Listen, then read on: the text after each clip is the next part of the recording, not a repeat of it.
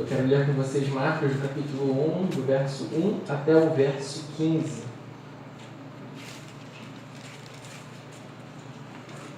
Vamos ler a introdução do Evangelho de Marcos.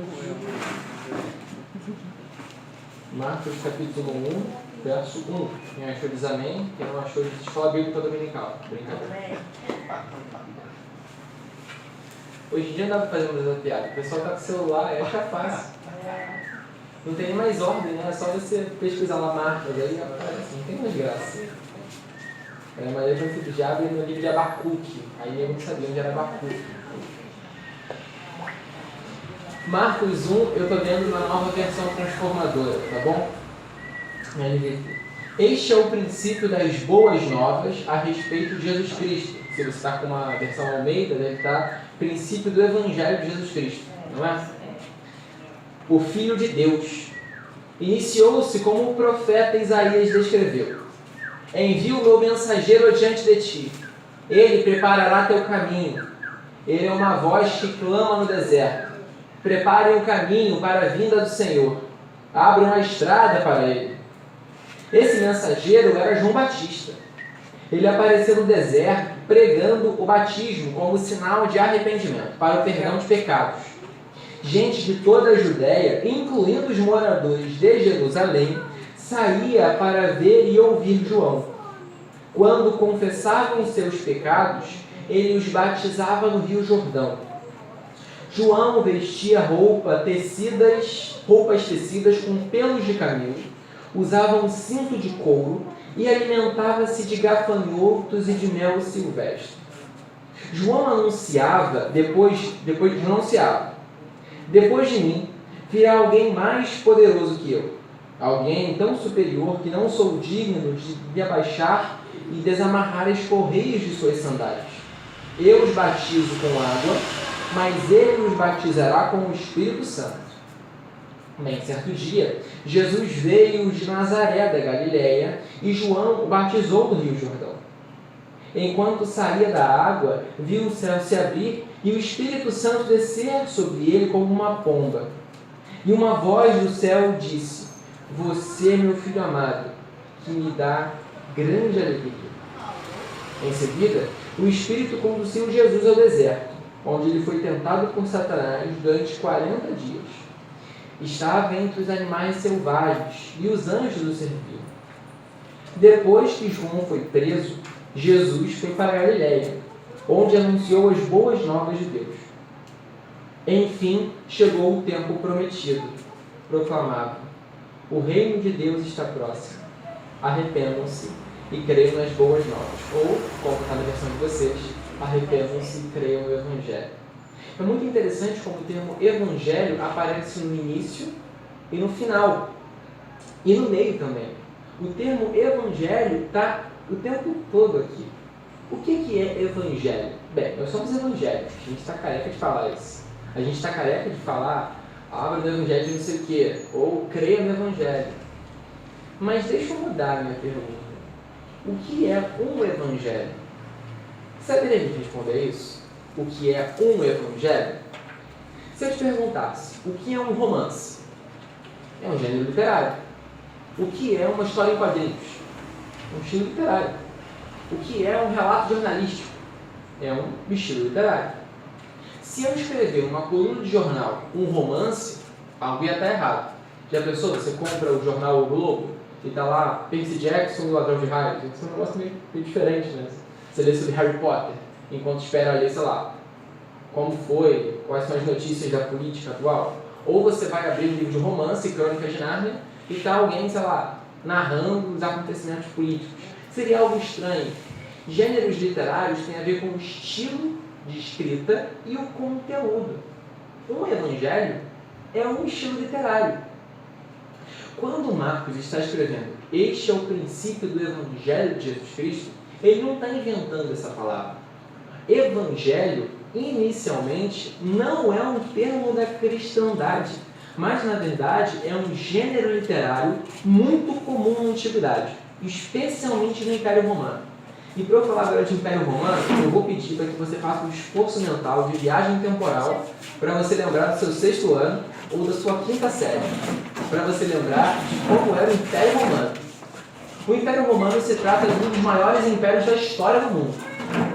A ideia do Império Romano era se expandir por todo o mundo do Mediterrâneo e, ao se expandir, levar a sua civilização. A ideia é que o Império Romano teria uma pax, que ele poderia expandir por todos os territórios. E onde quer que o Império Romano chegasse, ele levava consigo o seu exército para garantir essa paz. Evangelho é um estilo literário que nasce muito comum dentro do Império Romano, que descrevia as conquistas militares de um imperador romano. E sabe como o imperador romano era conhecido? Como Filho de Deus.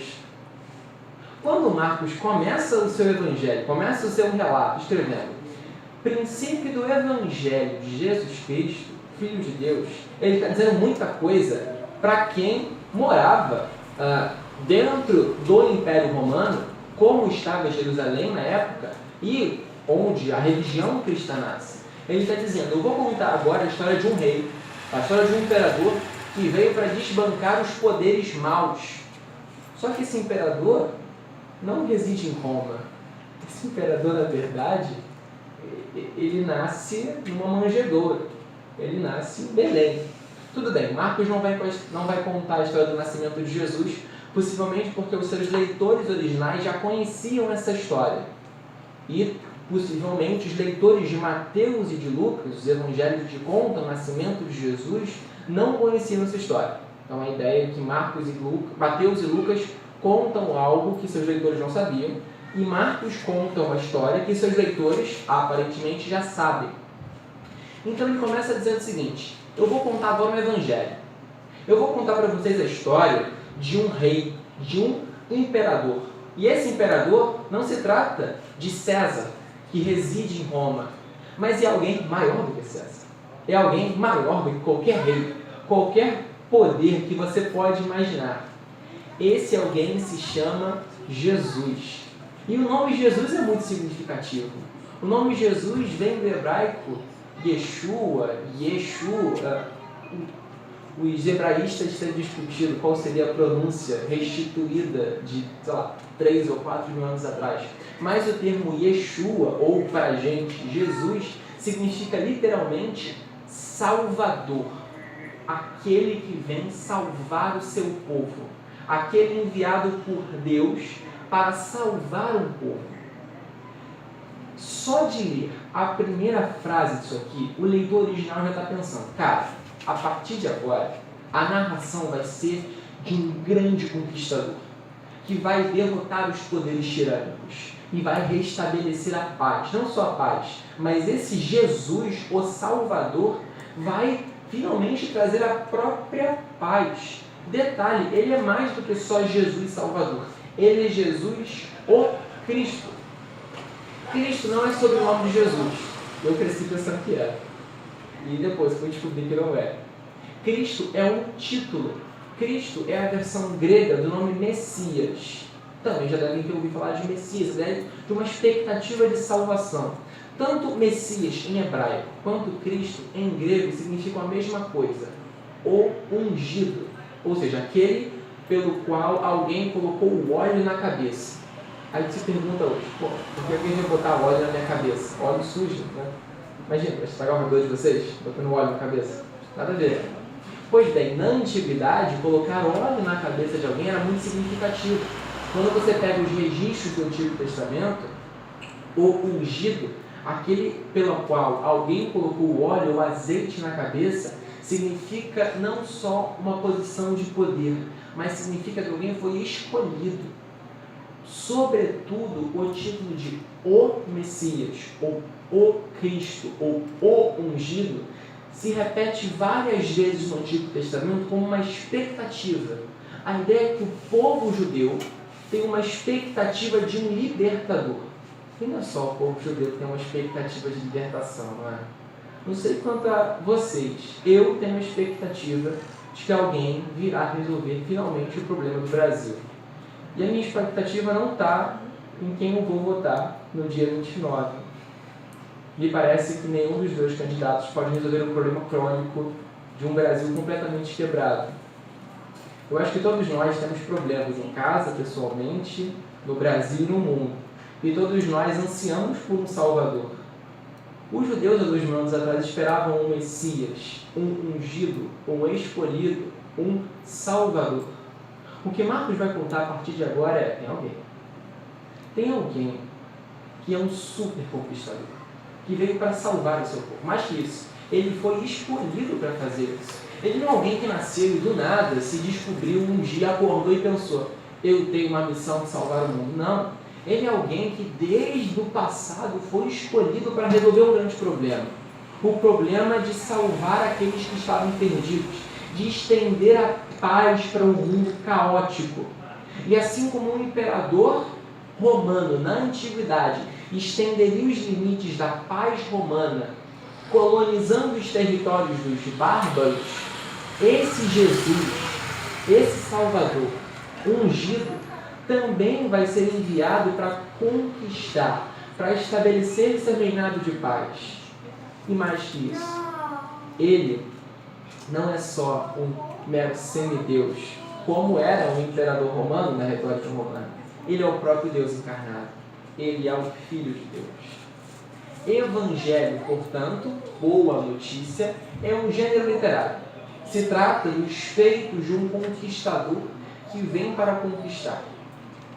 Mais uma vez, se imagine uma viagem temporal, tá? Imagina que você dormiu hoje e acordou 2000 anos atrás. Roteiro de filme. Pensa que você acordou em Jerusalém, há 2000 anos atrás. Você ia acordar um judeu ou uma judia. Você ia sair na rua e, ao invés de ver policiais judeus, você ia ver o Império Romano. Você vê um povo diferente, que fala uma língua diferente. Você cresceu falando aramaico, hebraico, e os guardas estão falando latim. É como se, mal comparando, agora vamos pegar um pouquinho para a história mais recente, tá? É como se você fosse um francês na Segunda Guerra Mundial, saísse na rua e visse os guardas do Império Nazista falando alemão sobre você. Qual seria o seu desejo, você como um francês que se viu dominado? Você quer expulsar esses caras do seu país.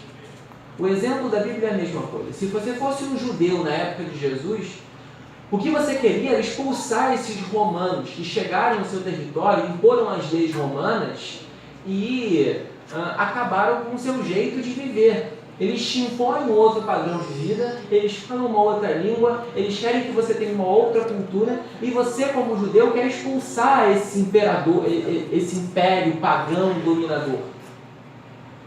A expectativa de um judeu era que esse rei, esse Messias, viesse para desbancar o Império Romano.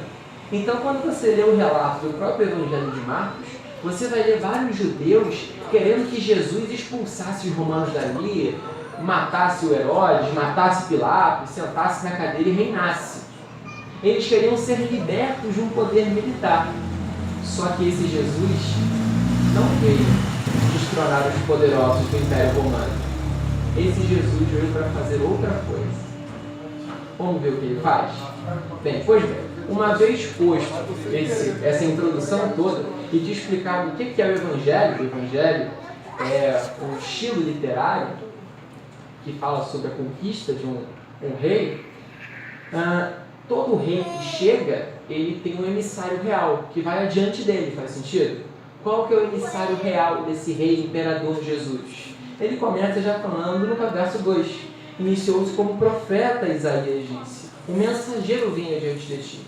Quem que é esse mensageiro que vai anunciar a chegada do imperador? João Batista.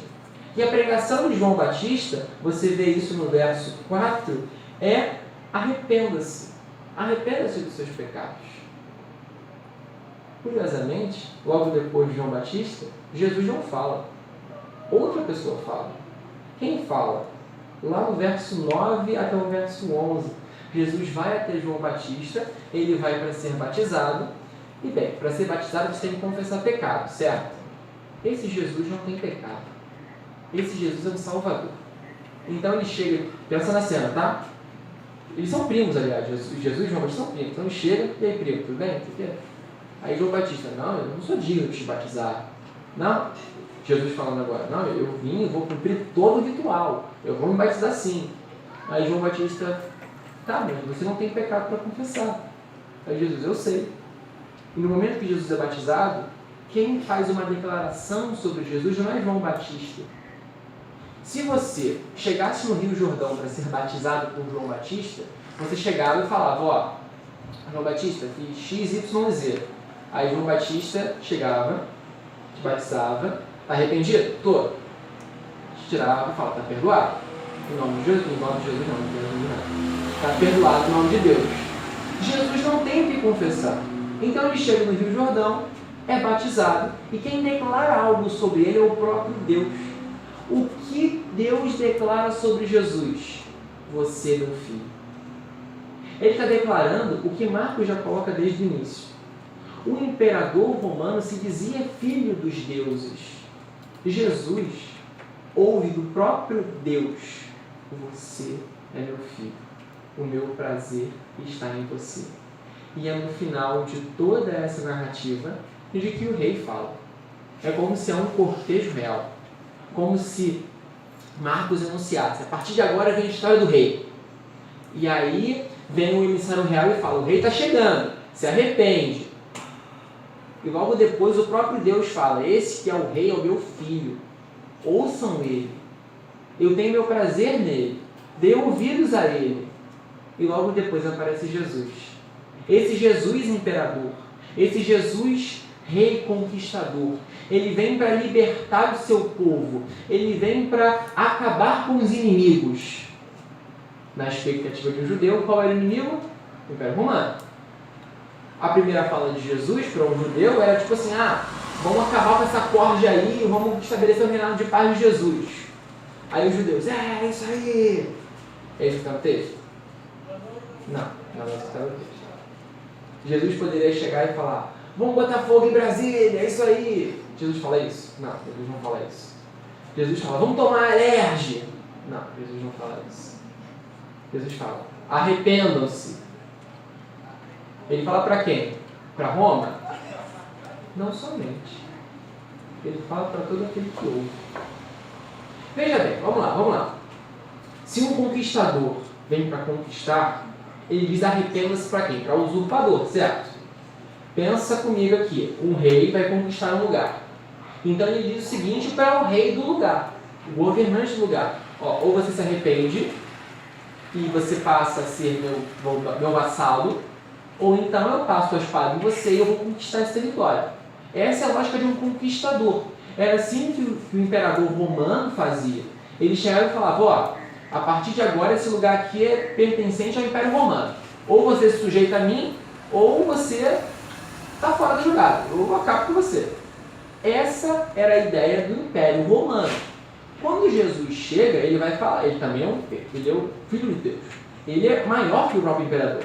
Então ele vai chegar e vai falar para os usurpadores do trono dele, para aqueles que são inimigos de Deus. Arrependam-se. Ele fala isso só para cortes políticos? Ele fala isso só para o Império Romano? Ou será que ele fala isso para todo mundo? Será que se a pregação de Jesus é arrependa-se e creia, será que na verdade você que não é inimigo de Deus? Do que se trata um inimigo dentro da ótica romana e dentro da ótica do próprio Deus? Aquele que não cumpre as leis. Quando Jesus diz para mim e para você, arrependa-se, ele está dizendo, você não cumpriu as leis do meu Pai. Esse meu Pai acabou de dizer que eu sou filho dele. Você quebrou os mandamentos do meu Pai. E você é o usurpador do meu trono. Você deseja o trono do meu Pai. Você foi criado por Deus para ser criatura dele. Pensa que Jesus disse para você. Você foi criado por Deus para obedecer ao reinado dele. Mas você deseja criar para si mesmo leis próprias acima das leis de Deus. Você deseja criar para si mesmo mandamentos que anulam os mandamentos de Deus. Você, no fundo, deseja ter o controle da sua própria vida. Você não quer se dobrar diante de Deus. Você não quer dobrar os seus joelhos para o Todo-Poderoso. Isso te deixaria fraco. No fundo, você quer criar leis para si mesmo, para governar a sua própria vida. Isso faz de você um usurpador. E sabe o que um rei por direito faz com usurpadores? Não joga na masmorra somente, não. Ele acaba com a vida dele. A não ser que esse usurpador se arrependa dos seus filhos. O que Jesus está dizendo é o seguinte: você é o usurpador do trono de Deus. Você quer sentar no trono de Deus. Você não respeita a soberania divina. Você quer formar para si um novo universo. Você quer ser o criador do universo. Se você pudesse, você faria isso. No fundo, é isso que todos nós somos. É isso que todos nós fazemos quando mentimos. Exemplo simples, tá? Exemplo pouco. Deus cria um mundo de verdade. Eu penso o seguinte: não, eu estou a fim de mentir, porque eu não me contento com o mundo de verdade.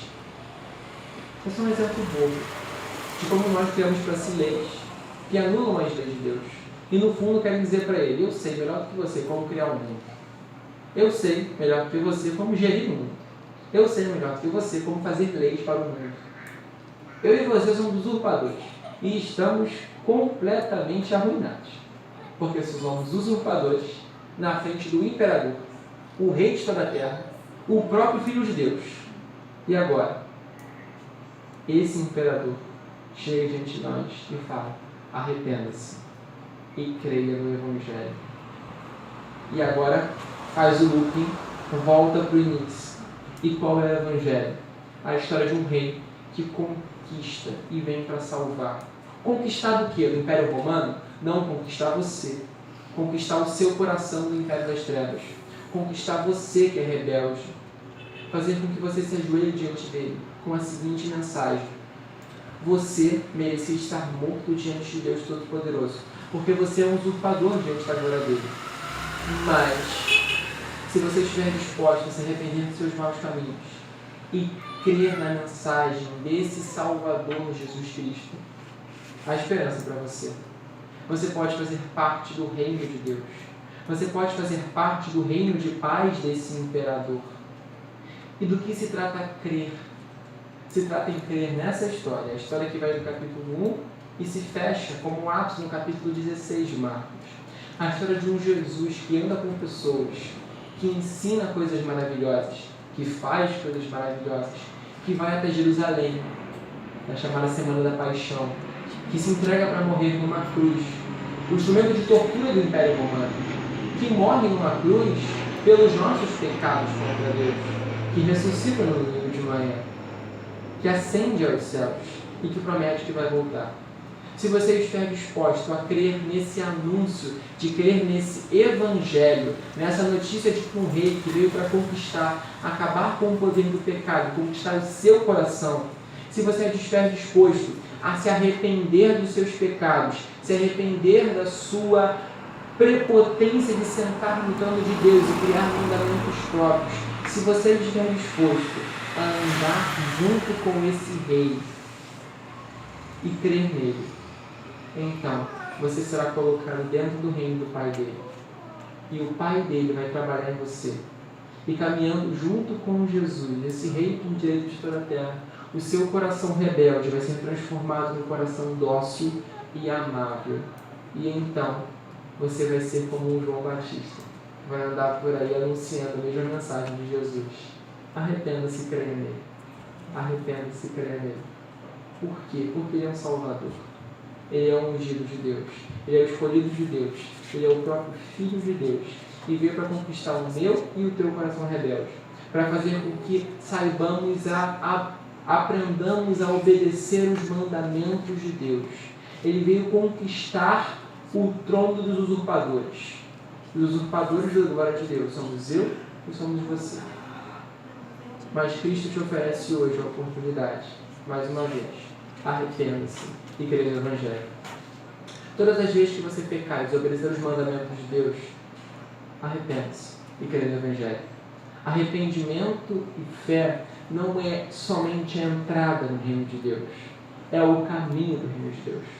Todos os dias você é chamado para se arrepender e crer. Todos os dias você é chamado para crer em quem Jesus diz que você é. Todos os dias você é chamado para crer no que Deus diz que você é. Você é o Filho de Deus. O prazer dele está em você. Todos os dias Deus te chama para crer nisso. Todos os dias, Deus chama para se arrepender da sua vida longe dele. Arrependa-se e creia no Evangelho.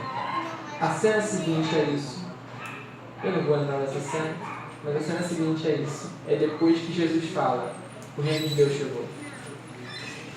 O domínio de Deus, representado pelo rei por direito, Jesus, chegou.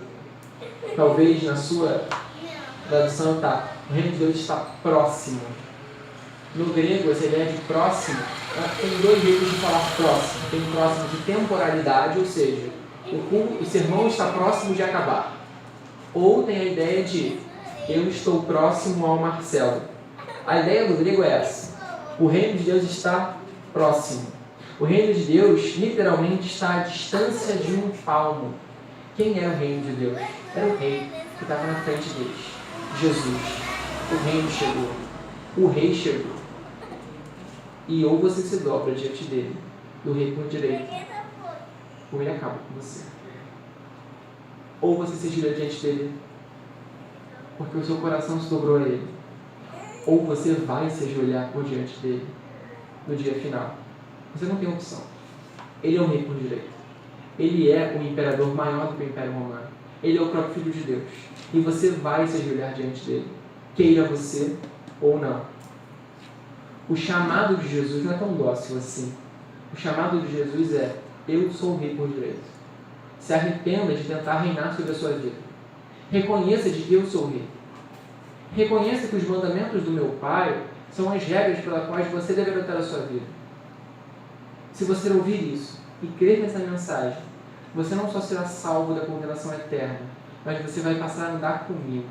E a partir do verso 16, Jesus começa a dizer isso para as pessoas. E alguns começam a segui-lo. E eles experimentam vidas transformadas. E no livro de Atos, vemos esses discípulos que passam a andar com Jesus, transformar novas pessoas pelo mesmo anúncio. Arrependa-se e creia. Creia no quê? Creia no Evangelho. Essa boa notícia, esse anúncio sobre um rei que veio para conquistar. Veio conquistar o teu coração. Veio conquistar o meu coração. E te chamam para ser, como João Batista, um emissário real desse anúncio. Compartilhando com as pessoas a mesma mensagem, que faz com que você se coloque diante dos joelhos, diante do Criador de toda a terra. Arrependa-se e creia no Evangelho. Todos os dias, arrependa-se e creia no Evangelho. Quando você pecar, arrependa-se e creia no Evangelho. Quando você estiver fraco, arrependa-se e creia no Evangelho. Quando você duvidar de que você é o Filho de Deus, arrependa-se e creia no Evangelho. Quando você for pregar o Evangelho, arrependa-se e creia no Evangelho. É assim que começa o Evangelho de Marcos. É assim que vai terminar o Evangelho de Marcos. É assim que começa a minha vida. É assim que começa a tua vida. É assim que a tua vida vai trilhar, se você estiver dentro do reino de Deus, que já chegou. A aplicação disso, se ajoelhe diante do Senhor.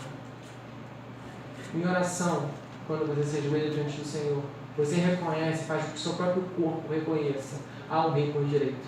Esse alguém não sou eu. Passe a perceber no seu dia a dia quais são as regras que você estabeleceu para si mesmo, que não são as regras de Deus. Talvez a sua percepção da sociedade não seja a percepção de sociedade do reino de Deus. E você cria para si regras além do reino de Deus. Ou talvez você ignore certas regras. Você não quer seguir certos mandamentos. Isso faz de você um usurpador do trono de Deus. Quando você se encontrar nessa posição, lembre-se, o rei por direito de toda a terra te convida a se arrepender e crer nele. Te convida a se arrepender e crer que ele não vai mais passar a espada em você, porque ele já morreu a morte do Império Romano. Ele já ressuscitou dos mortos. Ele só diz para você: arrependa-se e creia, porque ele já garantiu que todos os seus crimes foram perdoados. E agora você pode crer nele e seguir a sua vida. Amém? Vamos orar? Amém. Senhor, eis aqui, eis os usurpadores da tua glória. O Senhor olha agora para a gente e vê que nós já fomos altivos, nós já fomos inimigos do Senhor, nós já fomos os bárbaros que confrontamos o teu reinado. Mas, Senhor, a tua mensagem para nós não é tão dócil assim. O Senhor nos chama, arrependa-se e creia que esse Jesus é o Salvador. Que esse Jesus é maior do que qualquer político, qualquer rei, ou qualquer imperador que qualquer reinado humano possa ter posto. Esse Jesus é o chefe por direito de toda a terra. Esse Jesus é o imperador. Esse Jesus é o rei por direito da minha vida e da vida de todas as pessoas que aqui escutam. Senhor, talvez haja pessoas aqui mesmo, ou no alcance desse microfone, que ainda não te reconhecem como rei. Senhor, concede a elas o arrependimento. Senhor, talvez haja pessoas de nossa família, nossas escolas, universidades, trabalho, áreas da sociedade que convivemos que não reconhecem que o Senhor é rei. A tua mensagem, Senhor, através de nós, para elas será: arrependa-se e creia no Senhor Jesus. Arrependa-se, dobre seus joelhos diante do Criador. Porque haverá um dia que o Senhor vai voltar. E nesse dia que o Senhor voltar, todo joelho será dobrado. Todos vão reconhecer que o Senhor é rei. Mas aqueles que em vida se ajoelharem diante do Senhor serão recolhidos com o Senhor.